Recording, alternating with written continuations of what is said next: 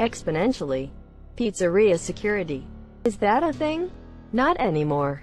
Most clinical psychopaths are actually so impulsive and out of control that they either don't have jobs because they're in prison right now, or they bounce from job to job, either quitting or getting fired fast.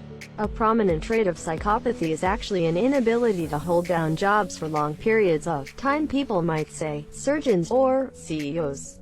That's asterisk psychopathic traits asterisk, not full-blown psychopaths. Bingo bongo. We should be thanking Dennis Reynolds, not the CEO of Applebee's. That man gave us $1 lit Thursdays. He beep cares.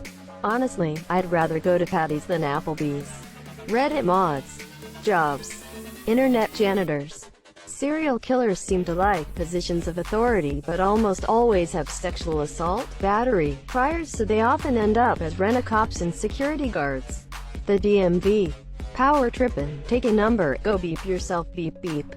One career that doesn't immediately come to mind but makes a ton of sense when you think about it, is charity worker, especially if you get to management. What do psychopaths want?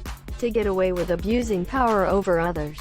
What better way to do that than to surround yourself with powerless people who desperately need whatever the charity is providing, and typical charity workers that are extremely helpful, caring people who are most inclined to want to see the good in others. I have a friend with PTSD from being abused by his boss and being forced to witness his boss abuse the people who needed the charity while working at a non-profit, and his therapist told him his story is surprisingly common. Actually, middle management positions are filled with sociopaths. The book The Sociopath Next Door, by Harvard psychologist Martha Stout, specifically lists jobs like that as one of the most common workplace choices for sociopaths. Many wind up being able to move up the corporate ladder but chose not to, so they can remain in positions where they can exert as much direct personal control on others as they can. Lawyers, CEOs, surgeons and civil servants, from what I've read, have some of the higher rates. I don't know that it attracts psychopaths, but psychopaths make excellent first responders, and they're far less likely to freak the beep out in an emergency or get stuck helping the one who screams loudest. Psychopaths aren't necessarily maladjusted, in theory. We generally only hear about what info we get from studying in jail, so I was a paramedic. Honestly, there were some psychopaths and they were also super negligent. I had the luck of being trained by two of them at different times.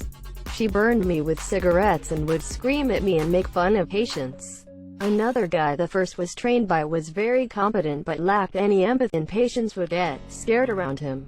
His partner was this horrible woman who also lacked empathy.